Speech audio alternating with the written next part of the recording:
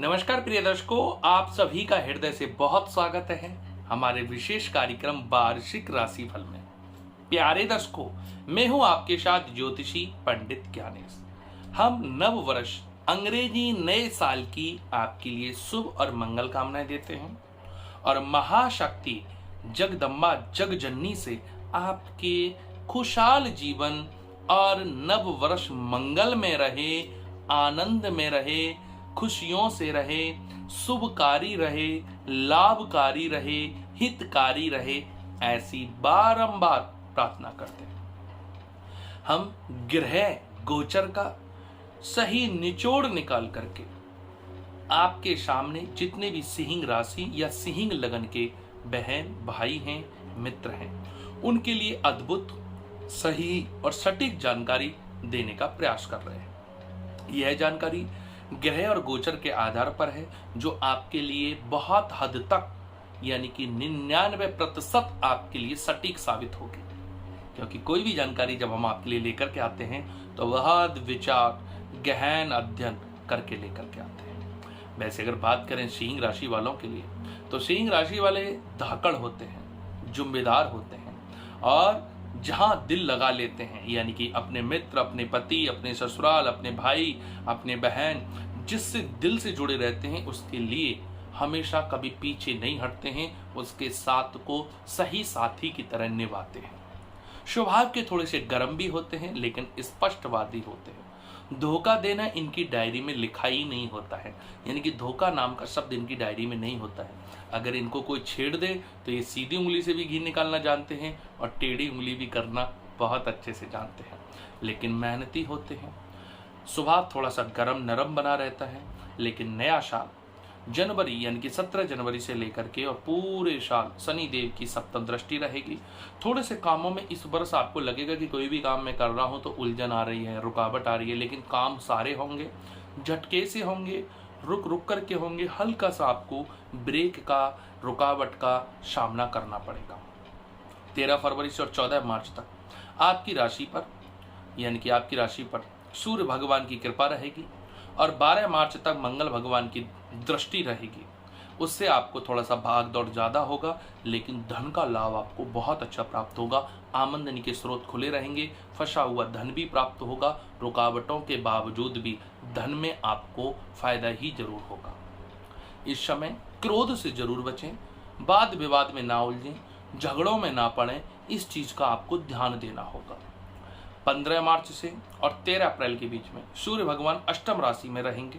इन दिनों अगर आपके पिता हैं या आप पिता की ओर से थोड़ी सी सेहत या पिता की ओर से आपको चिंता या पिता की तरफ आपका मन बहुत इमोशनल होता हुआ आपको दिखाई देगा। इसके बाद सेहत पर आपको ध्यान देना है और 14 अप्रैल से 14 मई के बीच में आपकी राशि में, स्वयं राशि में सूर्य भगवान की उच्च राशि में गोचर रहने से भाग्य का आपको बहुत अच्छा फायदा रहेगा। उन्नति मिलेगी। अगर आप कोई नौकरी पेशा में हैं तो आपको प्रमोशन की चर्चा होती हुई दिखाई देगी।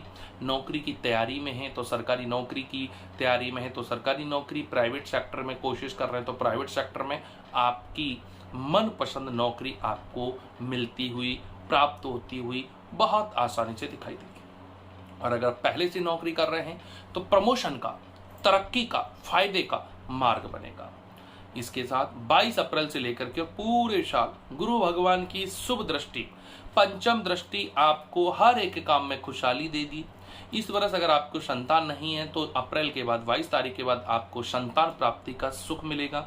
अगर आपकी संतान है तो उनको विद्या से यानी कि शिक्षा से बहुत अच्छा कोई ऐसा लाभ, ऐसी कोई उन्नति या ऐसा कोई परिणाम आएगा कि आपका रोम रोम खुश हो जाएगा। बच्चों की तरफ से आपको एक अद्भुत कोई आपको सरप्राइज यानी कि गिफ्ट मिल सकता है। अगर आप शादीशुदा हैं तो आपको संतान के क्षेत्र से यह साल काफी फायदेमंद साबित होने वाला है, खुशहाल साबित होने वाला है।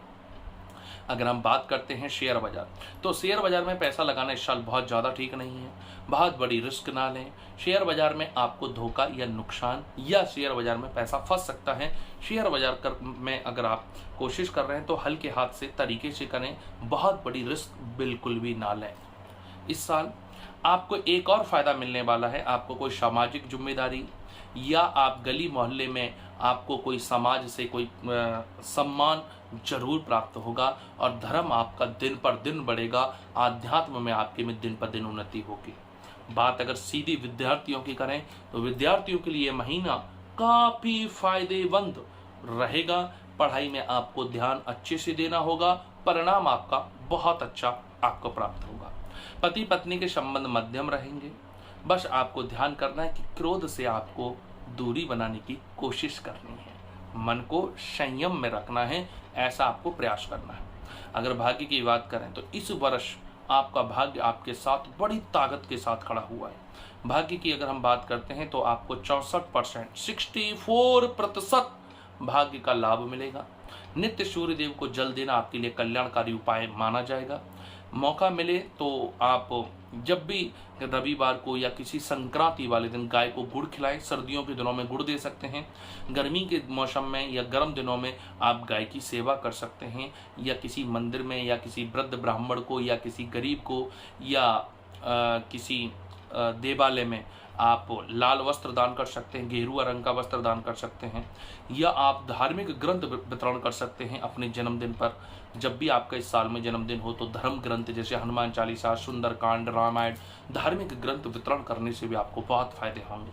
इसके अलावा आप हमसे ज़्यादा जानकारी लेना चाहते हैं, पर्सनली कंसल्टेंसी करना चाहते हैं, डिटेल में बात करना चाहते हैं, तो आप हमें व्हाट्सएप करके अपने घर परिवार व्यापार के लिए बात कर सकते हैं। इन्हीं शुभकामनाओं के साथ हम अपनी वाणी को विराम देंगे। धन्यवाद, नमस्कार, जय जिनेंद्र, सत श्री अकाल और राम राम।